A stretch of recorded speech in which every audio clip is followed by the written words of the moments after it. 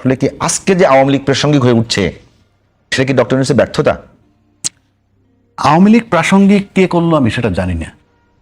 প্রশ্ন হচ্ছে যে এই সংসদ নির্বাচন হয়েছে তো 5 বছরের জন্য। 5 বছরের জন্য না, মাত্র 3.5 মাস যাচ্ছে। এখনই কে পুনর্বাসিত হবে, আসবে, এখনই ভাবার কি আছে? এটা কিন্তু আলোচনা হচ্ছে। হবে কেন? আমি তো 5 বছরের জন্য নির্বাচন করছি।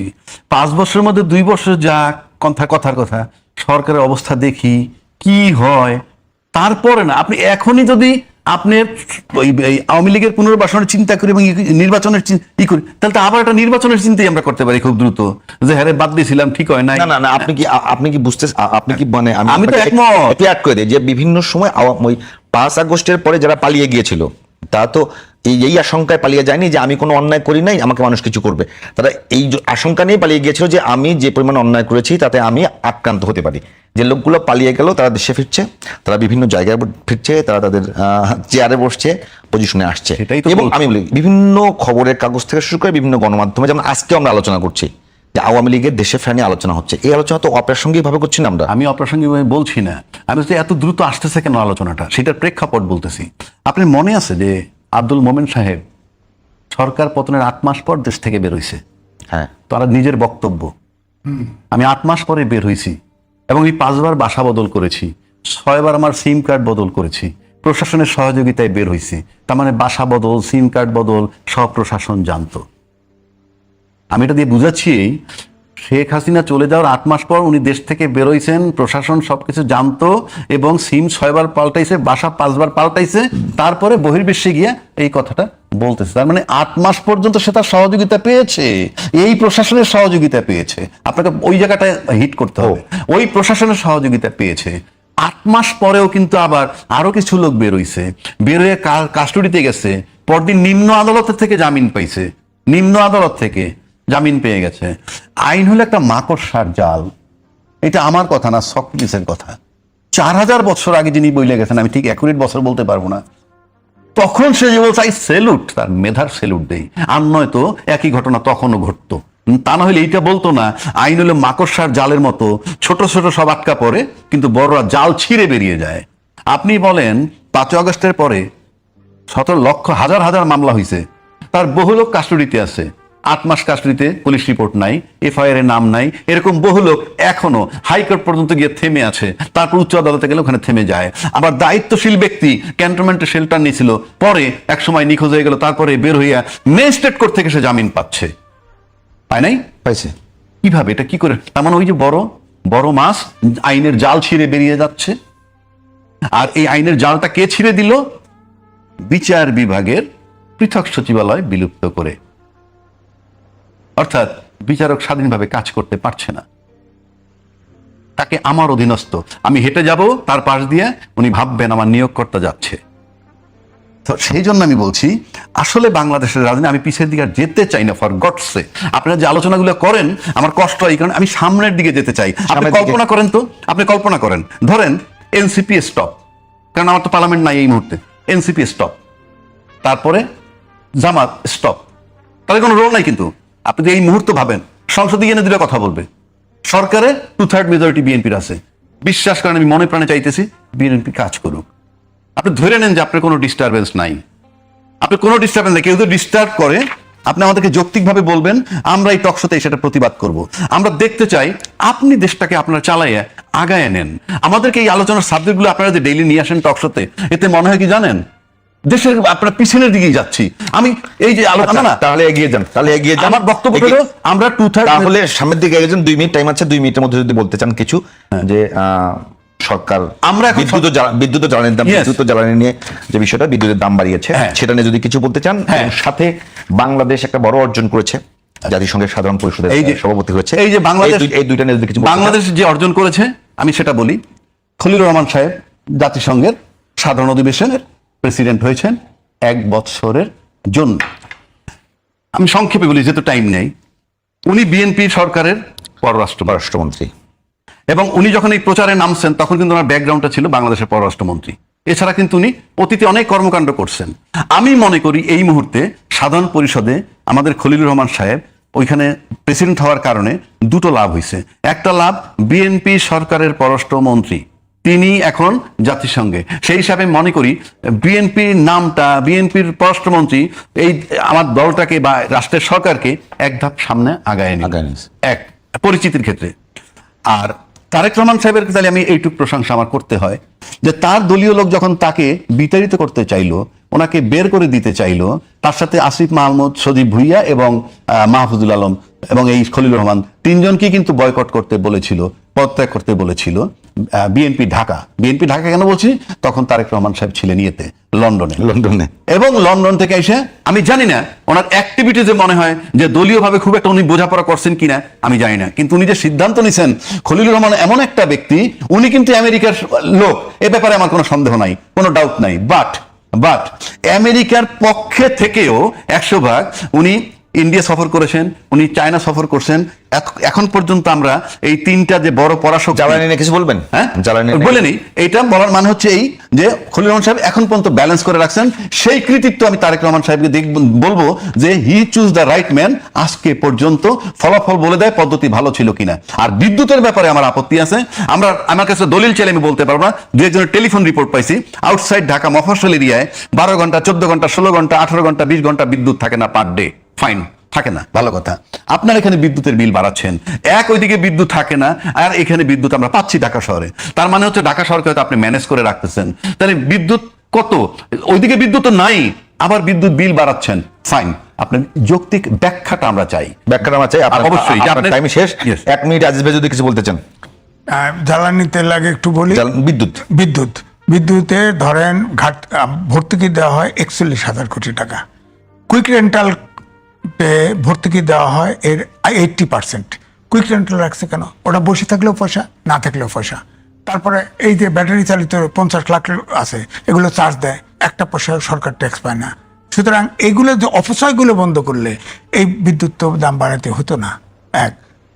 এই জন্য আমি বলবো বিদ্যুৎ হচ্ছে জীবন এবং জীবিকার প্রাণ শক্তি, এবং বিদ্যুতের দাম বাড়ানো মানে মানুষের দাম বাজার আমাদের শেষ করতে হবে। হ্যাঁ, এই জন্য বলছি যে আপনার ধরেন বিদ্যুতের দাম, তারপরে যেগুলো কথা ছিল ওগুলো তো নাই। এই যে আমার কথা হচ্ছে যে এই সরকারে পলিটিক্সে কিন্তু একটা পারসেপশন, বিশেষ করে বাংলাদেশে খুবই জরুরি। পারসেপশনটা হচ্ছে এই সরকার কিন্তু অনেক জিনিসকেই কিন্তু চতুরতা করার চেষ্টা করতেছে। এই চতুরতাতে ধরা পড়তেছে, এটা কিন্তু উচিত না। আমার কথা হচ্ছে স্ট্রেট চলা উচিত সরকারকে। আমি এটা করব না। আপনি ঐক্যমত কমিশনে একটা করলেন, আর বাইরে এসে আরেকটা বললেন, এটা তো হয় না। বিএনপি মহাসচিব মির্জা ফখরুল ইসলাম আলমগীর একটা অনুষ্ঠানে বলেছেন যে আমরা সমস্ত গণতান্ত্রিক রাজনৈতিক দলকে তাদের কর্মকাণ্ড করতে দিতে চাই, জনগণের সামনে তাদেরকে যেতে দিতে চাই, নির্বিবাদে তারা তাদের বক্তব্য দিক, সেটাই চাই। এর জন্য জনগণ ঠিক করবেন যে তারা কাকে চান। এবং সাথে যদি যুক্ত করি আপনাকে যে 13 মাস কারাভোগের পরে জামিনে মুক্তি পেয়েছেন নারায়ণগঞ্জ সিটি কর্পোরেশনের সাবেক মেয়র সেলিনা হায়াৎ আইভী। আমার কাছে এখন প্রশ্ন হলো, গেল 17 বছরে যে গুম, খুন, জুলাইয়ের গণহত্যা, এই সুনির্দিষ্ট বিচার প্রক্রিয়া সম্পন্ন হওয়ার আগেই একটি দলকে রাজনীতিতে পুনর্বাসনের যে সুযোগ দেয়া হচ্ছে, এটা সরাসরি না দিয়ে মানে একটু ঘুরিয়ে পেঁচিয়ে, সেটা কি কতখানি আইনি এবং কতখানি নৈতিক বলে মনে করেন আপনি? ধন্যবাদ আপনাকে। প্রথম কথা হলো, নৈতিক বিষয়টা হলো রাজনীতি থেকে রাজনীতি দিয়ে মোকাবেলা করতে হবে। সেই সময় পেরিয়ে গেছে। অর্থাৎ নেপালের মতো যদি তখন আওয়ামী লীগের যে অন্যায়, সেগুলো কতখানি রাজনৈতিক আর কতখানি ফৌজদারি? না, আমি ওটাই বলতেছি, শোনেন। আওয়ামী লীগের বিরুদ্ধে যে অভিযোগগুলো, সেগুলো কি আসলে রাজনৈতিক অভিযোগ নাকি ফৌজদারি অপরাধের অভিযোগ? দেখেন যে এখন তো আওয়ামী লীগের লোকজন মিছিল মিটিং বের করতেছে, বিএনপির মহাসচিবের বক্তব্যের সাথে মিলছে না, তাদের তো গ্রেপ্তার করা হচ্ছে। আবার মুখে বলতেছে সবাইকে নিয়ে রাজনীতি করব। যখন রাজনীতির প্রার্থী হবে, তাদের প্রার্থীতে থাকবে কিনা? এখন তো তারা যদি ওইভাবে করে যে ওপেনলি একটা বলবো, কাজ আর একটা করবো, ব্যাপারটা তো তাই মনে হচ্ছে। আর আওয়ামী লীগের ব্যাপারটা হচ্ছে, কারো জানাজা যায়, সেখানেও জয় বাংলা স্লোগান দেয়, গ্রেপ্তার করবেন না কেন? তাদের সন্ত্রাস বিরোধী আইন, যা আওয়ামী লীগকে নিষিদ্ধ রেখে সন্ত্রাস বিরোধী আইন করছে, এই আইনের আমি চরম বিরোধী। কারণ এই আইনে আপনি দেখেন 15ই আগস্টের পরে 1974 সালে স্পেশাল পাওয়ার অ্যাক্ট আছে। মোস্তাকের সময় জেলখানা ভরে ফেলছিল, তার 80% ছিল আওয়ামী লীগের করা 74 সালে স্পেশাল পাওয়ার অ্যাক্টে 80% লোক গ্রেপ্তার করছে। রাজ্জাকি ভাই সিনিয়র উকিল, তিনি বুঝবেন। তো এখন এই যে সংসদে আওয়ামী লীগকে নিষিদ্ধ অ্যাক্টিভিটিস নিষিদ্ধ রেখে সন্ত্রাস বিরোধী আইন করলো, এবং জামায়াত ওখানে বসে থাকলো, খুশি হলো যে আওয়ামী লীগ তো নিষিদ্ধ হচ্ছে, এনসিপি কিন্তু বেরিয়ে গেছে, এটা ঠিক। তো এখন যেটা দাঁড়ালো, ধরেন এখন জামাত বিরোধী দলে আছে, এনসিপি বিরোধী দলে আছে, আন্দোলন করলো, আইন শৃঙ্খলা পরিস্থিতি অবনতি ঘটলো, নিষিদ্ধ করে দিতে পারে আইনে।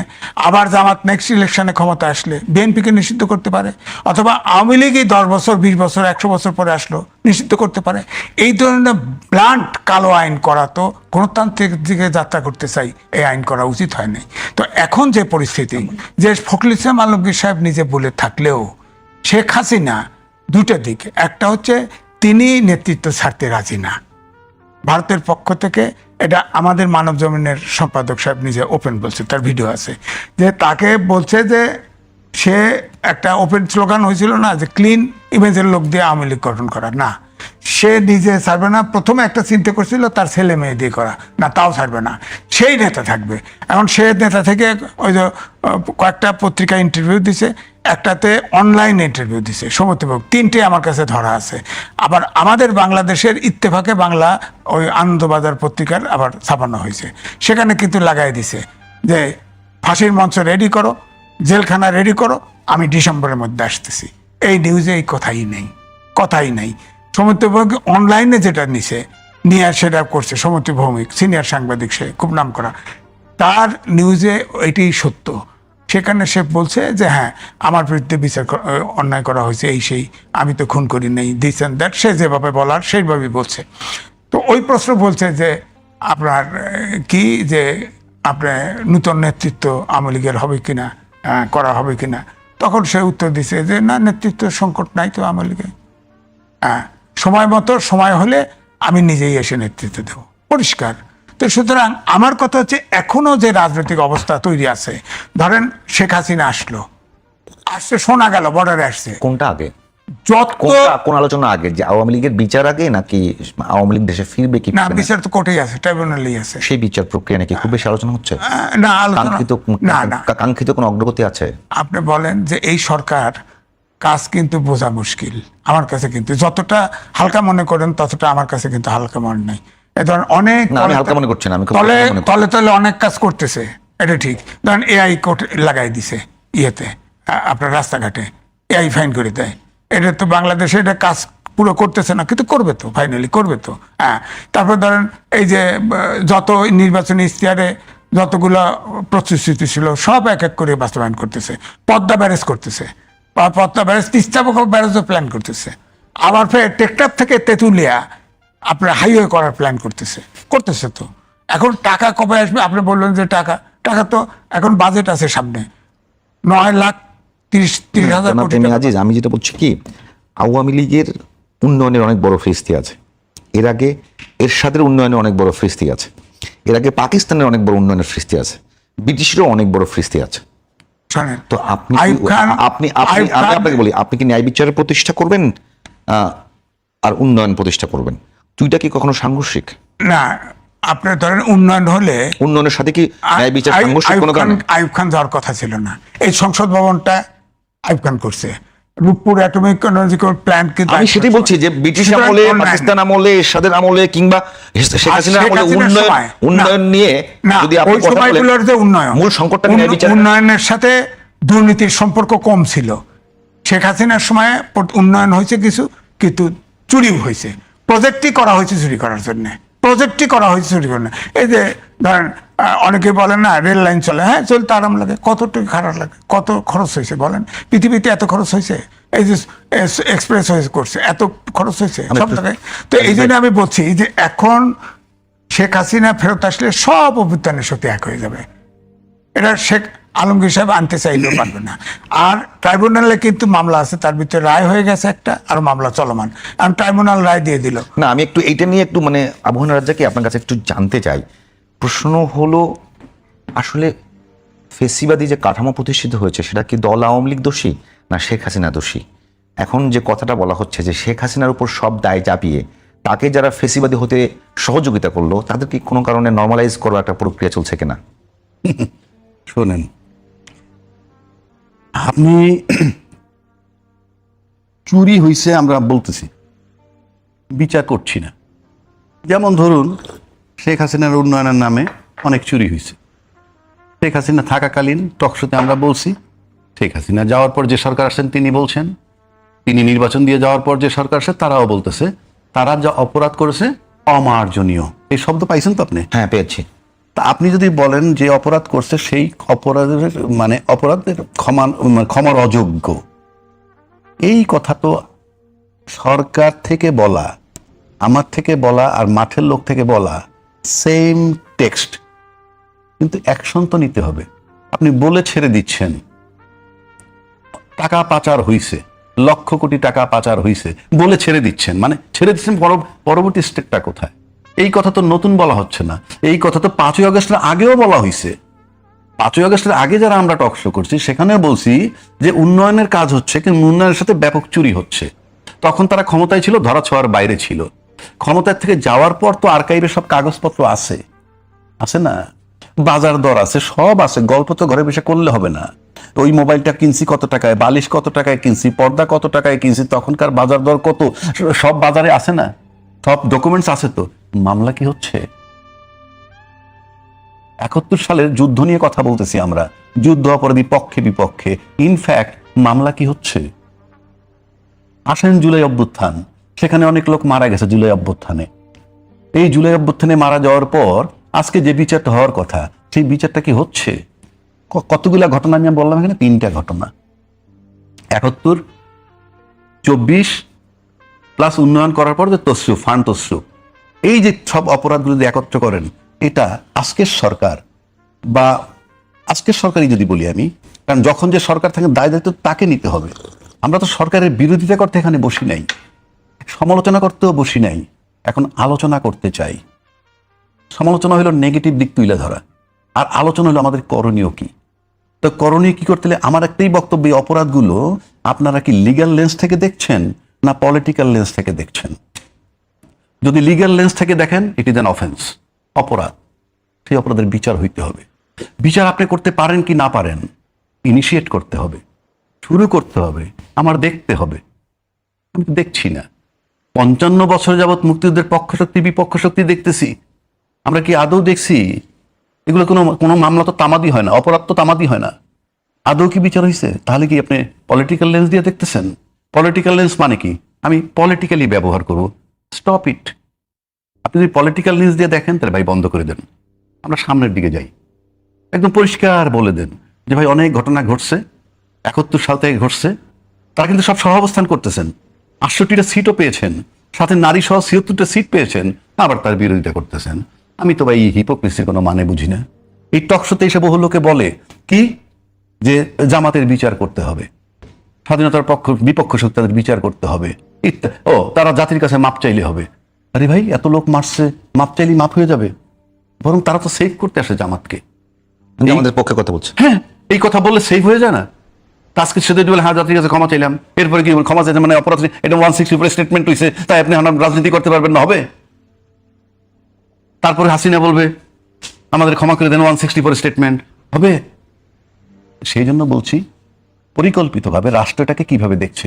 এই রাষ্ট্র বলতে আমি এই সরকারকে বলছি না, অতীত সরকার সহ সবাই, প্রত্যেকে এগুলাকে রাজনৈতিক লেন্স থেকে দেখে আসছেন।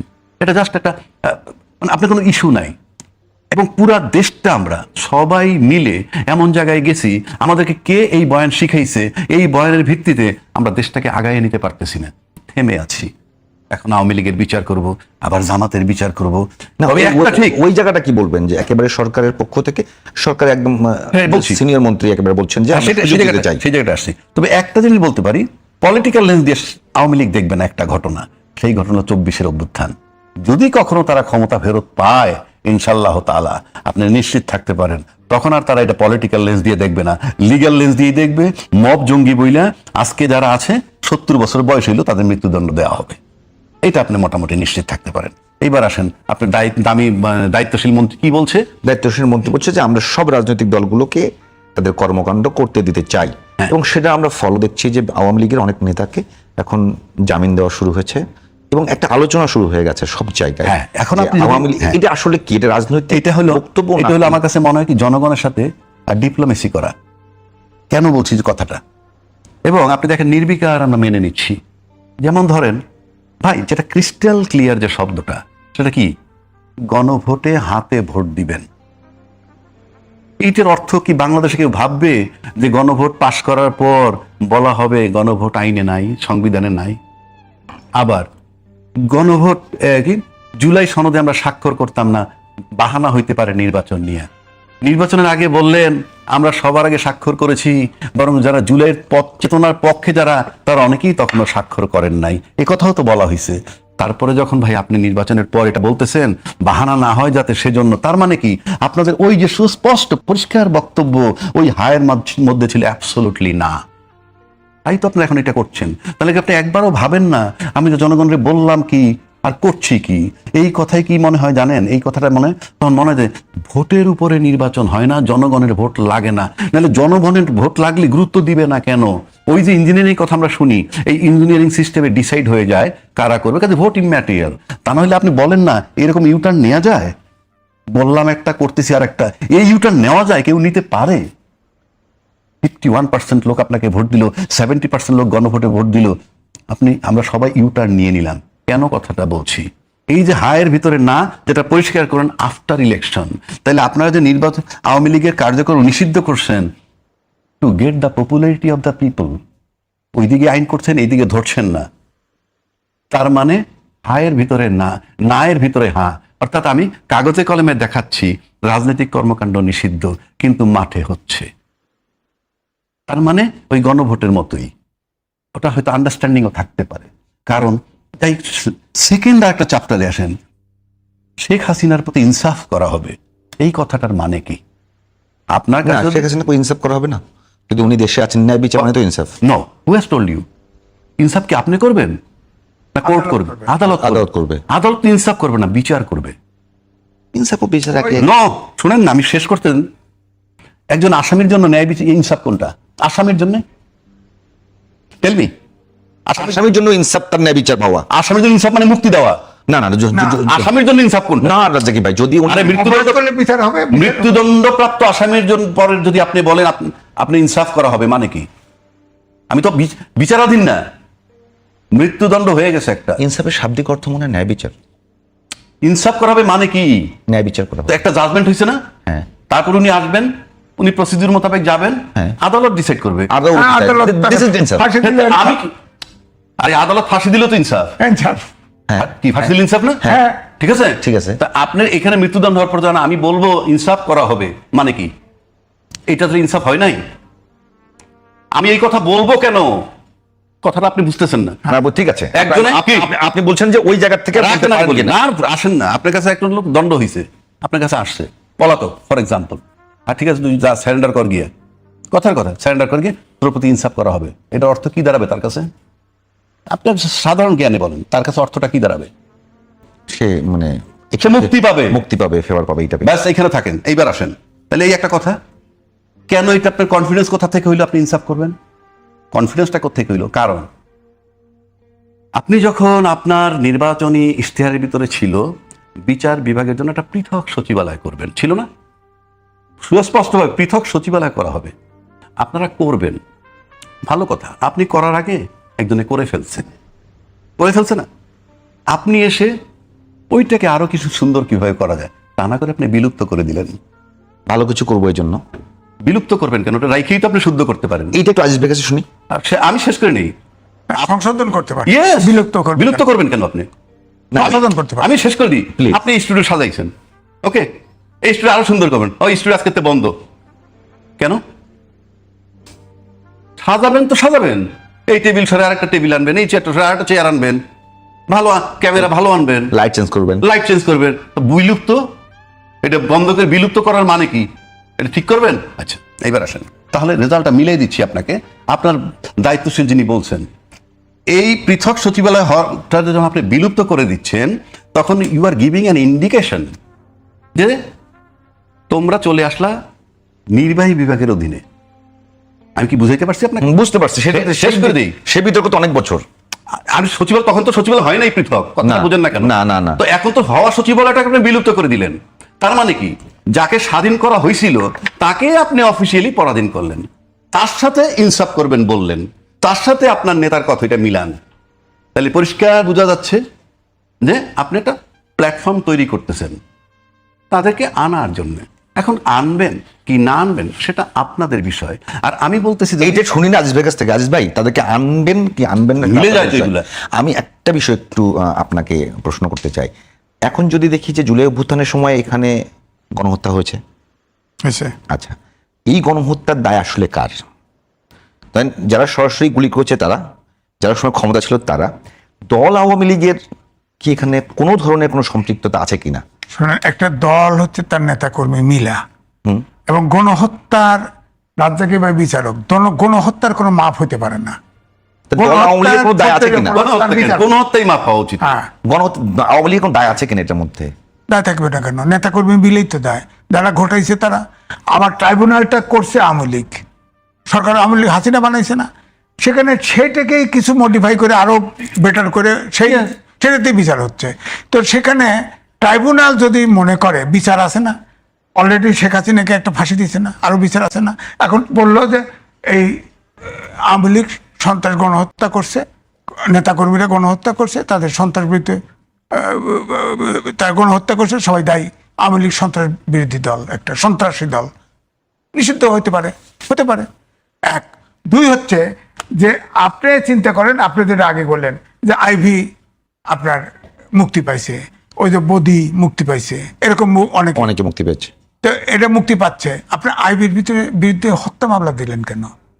শামীম ওসমানের মতো লোকের সাথে সে ফাইট করে নারায়ণগঞ্জে টিকে আছে, সে তো কোনো খুব একটা অপকর্ম তার ভিতরে, তার বিরুদ্ধে ছিল না। আইবিদেরকে দিয়ে যে আওয়ামী লীগ ক্রম করার একটা প্রচেষ্টার কথা এসছে, সেটা কি সমর্থন করে না? এটা আমি আইবিকে যতক্ষণ পর্যন্ত আইবিরা আওয়ামী লীগের মধ্যে নির্যাতিত, আওয়ামী লীগের মধ্যে পলিশ লোক, ভালো লোক, অনেকের নাম এসছে এরকম, তাদেরকে দিয়ে আওয়ামী লীগ রিফর্ম করবার মানে মতি ভাই সেদিন বলেছেন, সেই প্রচেষ্টাটাকে আপনি কতখানি সমর্থন করেন? মতি ভাই বলছি তো, সেই প্রচেষ্টা তো গন, সেই প্রচেষ্টা তো হচ্ছে না, ক্লিন আওয়ামী লীগ হচ্ছে না। এখন কি কোন জায়গায় বক্তব্য, বিবৃতি কিংবা বয়ানে সেই আওয়ামী লীগের সেই জায়গাটাকে মানে আবার নতুন করে উত্তোলন করবার জায়গা? এটা তো হবে না, আমি বিশ্বাস করি। আমি 3টে রিপোর্টই পড়ছি, এটা হবে না। শেখ হাসিনার নেতা মাইনেই করতে হবে, তাছাড়া কোনো আওয়ামী লীগ হবে না। কিসের আইবিকে, অমুককে? আওয়ামী লীগের মালিক শেখ হাসিনা, সে থাকবে, তাকে মাইনে করতে হবে। আবার শেখ হাসিনা যখন সময় হয় তখন আসবে, কোন অভ্যুত্থান হোক আর যা হোক আসবে, সেই সময় আর তার জন্য আসতেছে না। আমি বলতেছি সে আসতে গেলেই দেশের রাজনীতি আউট হয়ে যাবে, উল্টে যাবে। আগে যে জায়গায় ছিল 5ই আগস্টের আগে, সেই জায়গায় চলে যাবে। সুতরাং এটা হচ্ছে না, তার স্ট্র্যাটেজি ভুল। শেখ হাসিনা ভুল স্টেটমেন্ট, তার উচিত ছিল এইটাই ঠিক, যে আলোচনাটা ছিল যে কিছু নির্দোষ লোকটোক দিয়ে আওয়ামী লীগ অর্গানাইজ করতো, সে বলতো বাইরের থেকে এটাই আমার আওয়ামী লীগের নেতা, তাহলে কিন্তু কিছু সংগঠিত হওয়ার সুযোগ ছিল। কিন্তু প্রশ্ন হচ্ছে, আবার ট্রাইব্যুনালে বিচার আছে, তো বিচারে যদি ফেসে যায় কি করবেন? আপনার অ্যাক্টিভিটিস নিষিদ্ধ আছে তো, অর্থাৎ ডক্টর মোহাম্মদ ইউনূস যে অধ্যাদেশ জারি করে গেছিল অ্যাক্টিভিটিস এক্সিকিউটিভ অর্ডারে, সেটাই তো আপনার ফাইনালি অনুমোদন করা হয়েছে সংসদে। তো এইটা আবার বিচারে আছে, ট্রাইব্যুনালে আছে। ট্রাইব্যুনাল যেটা করা আইন, সেটা তো শেখ হাসিনারই করা, 1974 সালের স্পেশাল পাওয়ার অ্যাক্টের মতো। সেটাতে বিচার করে কয়ে দেবো এটা সন্ত্রাসী দল, এবং ওইখানে আছে পেপার, পত্রিকা, ভয়েস, সুপিরিয়র রেসপন্সিবিলিটি সব আছে। ট্রাইব্যুনাল একটা আন্দা জায়গা, সেখানে আপনার ফাঁসানো কোনো ব্যাপারই না, কারণ সব কিছু সাক্ষী চলে। তা আপনি এটাকে ওখান থেকে মুক্তি পাবেন কেমন যদি বিচার করতে চায়? আমি রাজা বেগমের সাথে একমত যে আপনি 173টা অধ্যাদেশ ছিল, আপনি 4টা অধ্যাদেশ বাতিল করে দিয়েছেন, আর 16টা অধ্যাদেশ বলছেন আরো শক্তিশালী করে উত্থাপন করা হবে পারমানেন্ট। ঠিক আছে, করতে পারেন। কারণ হচ্ছে 133টা অধ্যাদেশ যে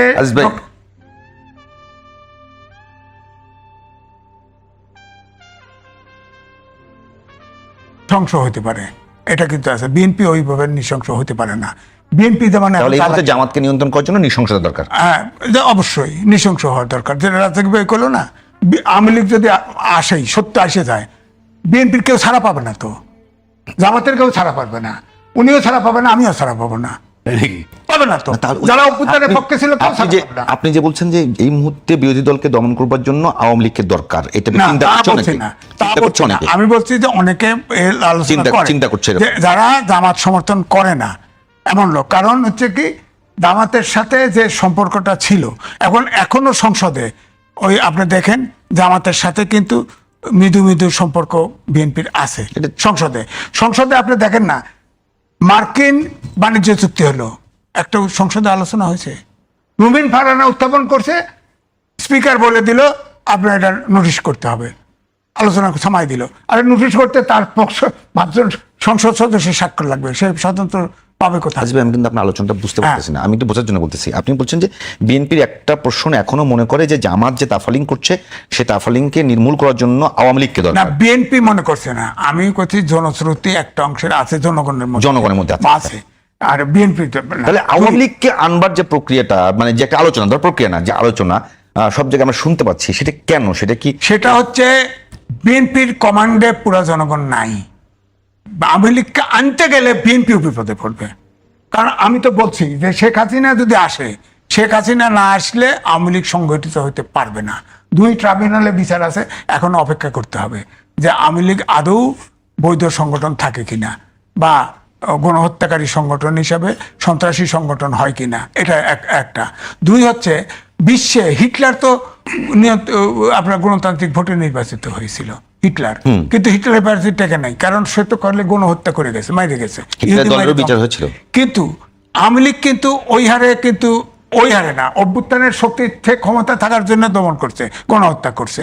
কিন্তু আওয়ামী লীগ তো এখন সারা বাংলাদেশে প্রত্যেকটা ঘরে ঘরে সমর্থক আছে, তার সমর্থকরা অনুকূল পরিবেশ নাই, তাই মাঠে নামতে পারে না। একটু মাঠে নামে দেখেন কেউ মারা যায়, জানাজা যায়, হে নৌকায় জয় বাংলা স্লোগান, তার মানে মনের ভিতরে আওয়ামী লীগ ঠিকই আছে, নেতৃত্ব নাই।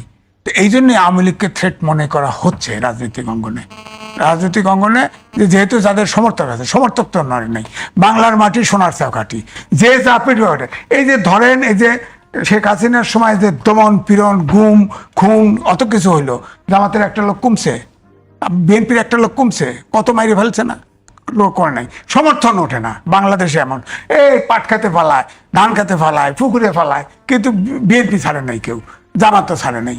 এই জন্যই বলছি যে আওয়ামী লীগেরও একই অবস্থা, যে সমর্থক আছে তার মনের ভিতরে সমর্থন আছে, সমর্থন সুযোগ পাইলে ফোঁস করে উঠবে, না হলে হবে না, পরিস্থিতি অনুকূলে না আসলে হবে না। তো এখন আমার বক্তব্য হলে, আপনি গণতন্ত্র যদি চাই, আমি সময় মতো হিট করলাম না কেন, অর্থাৎ নেপালের মতো তখন যদি নির্বাচন হইতো, তখন আমি কিন্তু বলছি যে বিএনপি ইউনুসের ফাটাবাসের চিপায় পড়ছে, কারণ বিএনপিকে প্রতিবাদ করতে শুনি নেই, বিএনপি কোনো মতে নির্বাচন দিলেই তারা জিতবে, এরকম একটা ভাবে ছিল। এই জন্য বলছি, ফাটাবাসের চিপার গল্প জানেন, বাঁশ ফেরে দাঁড় করে রাখছে, বানর লাফ দিয়ে এদিক যায় ওদিক যায়, এরপরে একটা পর্যায়ে অন্ডকোষ আটকায় গেছে। হ্যাঁ, অন্ডকোষ আটকানো উনি বলছে না, ঐক্যমত কমিশনে সালাউদ্দিন সাহেব সবসময় যে বক্তব্য রেখেছে, তাতে সে নোট অফ ডিসেন্ট দিছে, এবং ঐক্যমত কমিশনের নোট অফ ডিসেন্টের নিচে লেখা আছে, নোট, যারা নোট অফ ডিসেন্ট দিয়েছে জনগণের ম্যান্ডেট পাইলে তারা তাদের মতো করে বাস্তবায়ন করতে পারবে। তার মানে ঐক্যমত কমিশন তাদেরকে দায় মুক্তি দিয়ে গেছে। সালাউদ্দিন সাহেব ওই জায়গায় ঠিক থাকলো না কেন? তারেক রহমান শেষে কইলো যে ভোটে ভোট দেন, তারা ওই স্ট্যান্ডেই থাকলো না কেন? তা এর কি সাপোর্ট করতে হবে?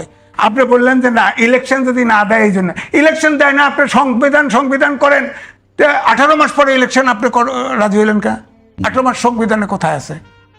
আপনার 6 মাসের ভিতরে নির্বাচন আদায় করলেন না কেন? আজান দিয়ে নামলেন না কেন মাঠে? ইংরেজ সরকার লাঠি ছিল, কয়েকজন লোক তাও চুরি বাটপাটি নিয়ে ব্যস্ত। হ্যাঁ, এখন সবগুলোর বিরুদ্ধে, প্রায় সবগুলো ইংরেজ সহ সবগুলোর বিরুদ্ধে দুদকে অভিযোগের বিচার হয় না কেন বলেন? আপনি CNN এর এক্সিকিউটিভ মারা যায়। একটা অভ্যুত্থান, মানে অন্য প্রশ্ন করে, অভ্যুত্থান পরবর্তী সরকার হিসাবে ইউনূস সরকারকে মানে আপনি কিভাবে মূল্যায়ন করবেন? খুব বাজে হবে না খুব ভালো হবে? এটা বর্গী, ব্রিটিশ আমলের বর্গী, এরা লুটতরাজ করতে দেশটারে ফোকলা বানায় দিয়ে গেছে। এই দোষটাকে মানে যে কোনো ইলেক্টেড সরকারও ঠিক করতে পুরা জনগণের সমর্থন লাগবে, এই দেশটা ঠিক করা সম্ভব না। ধরেন 28 লাখ কোটি টাকা ঋণ রেখে গেছে, ব্যবসা নাই, বাণিজ্য নাই, ইউনূস সরকার। হ্যাঁ, ইউনূস সরকার। এখন সরকার, হ্যাঁ, 1 বছর 18 মাসে, হ্যাঁ 18 মাসে না, সব মিলে আওয়ামী লীগের থেকে তো এখন আমি বলতেছি যে চলেন, এছাড়া ব্যবসা নাই, বাণিজ্য নাই, তারপরে যে প্রবাসী আয় ছিল, প্রবাসীরা মধ্যপ্রাচ্যের যুদ্ধের কারণে সেটাও তো এখন কমে গেছে। তো এখন তো এই যে আমি মনে হয় আপনাকে প্রশ্নটা বুঝাইতে পারি নাই। আমি বলতেছি যে মানে যে কোনো দেশে অভ্যুত্থানের পরে সরকার আসে, সারা বিশ্বে বিভিন্ন সময় আসছে, সেই হিসেবে ডক্টর ইউনূস খুব ফেল নাকি সফল? শূন্য শূন্য। শূন্য। ওর বিচি কেটে দেওয়া উচিত। ও দেশটারে শেষ করে দিছে একদম। ও কিভাবে দেশ- যার নাম করে দিছে। কিভাবে? আপনি বলেন, সে আপনি উত্তরা দিয়ে বাড়ি যান, তার মতো মোনাফেক চতুর আর নাই এই বাংলাদেশে জন্মগ্রহণ করে নাই, সে বাংলাদেশেই না। আপনি চিন্তা দিয়ে বাড়ির আপনার সাথে কি কোনো কারণে মনে করেন কোনো কারণে যারা অভ্যুত্থানে পরাজিত হয়েছে তারা যেরকম ডক্টর ইউনূসকে একেবারে কড়া সমালোচনা করে, আপনি কি সেরকম করছেন কোনো না। কারণে? আমি নাকি বুঝে শুনে? শোনেন, আমি মুক্তিযুদ্ধ করেছি 71 সাল থেকে মুক্তিযুদ্ধের সাথে কি ডক্টর ইউনূসের কোনো ক্লাস আছে? আমার সে তার কোনো ফিলোসফি নেই। তার ফিলোসফি হলো লুট করা এবং আমেরিকান কায়দায় নামে বেনামে মাল লুট করো। উত্তরা দিয়ে বাড়ি যান, অর্ধেক জায়গা ছেড়ে দিয়ে গেছে, কিন্তু তার নামে কিচ্ছু নেই। তার নামে কিছু নাই, আবার উনি নিয়ে গেছে। হ্যাঁ, উনি নিয়ে কোনো গেছে। অভিযোগ নেই, মানে আলোচনা আছে এরকম? আলোচনা না, একজন সিনিয়র সাংবাদিক হিসেবে আরে আজিজ ভাই, ভাই, আলোচনা দিয়ে কি কোনো না না তথ্য না দেওয়া না, যায়? শোনেন, সে করছে কি, তার প্রতিষ্ঠান ওই যে গ্রামীণ ব্যাংক, গ্রামীণ ফোন, ওইসব নামে লইছে, ও আচ্ছা। বুঝছেন না, ইনডাইরেক্টলি। সেই ফাইনালি তার ট্রাস্ট, গ্রামীণ ট্রাস্ট, এইসব নামে লইছে, নিয়ে দিয়ে বাড়ির অর্ধেক লয়ে গেছে, সে অর্ধেক লয়ে গেছে। Yunus medical, Yunus nursing home, সব বিল্ডিং উঠে গেছে, বিল্ডিং উঠে গেছে সব। আবার দেখেন, আপনি বলেন তো দেখি, সে এখন ভিভিআইপি আছে, 1 বছরের সে নিজে প্রজ্ঞাপন জারি করে এসএসএফ সে পাহারা নিচ্ছে 1 বছরের জন্য। এই সরকার কিন্তু সেটা আবার বহাল রাখছে। কেন? সে সে সকালে উঠে গোপনে 7টার ট্রেন ধরে 7টার প্লেন ধরে চলে গেছে, কেন তার কি শেয়ার হয়েছে, কেউ জানে না। একটা ভিআইপি গেল, কেউ নিউজ নাই, টেলিভিশন জানে না, কিছু জানে না। এটা তো চুরি করে দেওয়া। এখন আছে অনেকে ওইখানে থেকে। আমি আমি আমি যেটা বলতেছি কি, ডক্টর ইউনূস আপনি যে সমস্ত কথা বললেন সেগুলো তার দুর্নীতি নিয়ে কথা বলছেন, যেগুলো বিচার হবে। ডক্টর ইউনূসের পলিসিগত জায়গায় আপনার কাছে কি মনে হয় না যে অভ্যুত্থান পরবর্তী কোনো দেশে যে বড় ধরনের সংকট দেখা দেয়, বিভিন্ন গ্রুপ উপগ্রুপের মধ্যে ঝগড়া হয়, বিবাদ হয়, কে এই অভ্যুত্থানের মালিক, কে অভ্যুত্থানের পিতা, এটা নিয়ে একটা বড় ধরনের যুদ্ধ হয়, সমস্যা হয়, সেই জায়গাটাতে ধরেন বাংলাদেশে অভ্যুত্থান হয়েছে মূলত পুলিশের বিরুদ্ধে, পুলিশ ছিল প্রতিপক্ষ, সেই রকম একটা ভঙ্গুর আইন শৃঙ্খলা বাহিনী নিয়ে ডক্টর ইউনূস 1.5 বছর চালিয়েছেন, একটা ভালো নির্বাচন দিয়েছেন, সব মিলিয়ে বলবেন আপনি শূন্য? না, নির্বাচন দিয়েছে, কিন্তু ইতিমধ্যে চুরি চামারি যা করার করে ফেলছে, সময় মতো নির্বাচন দেয় নাই।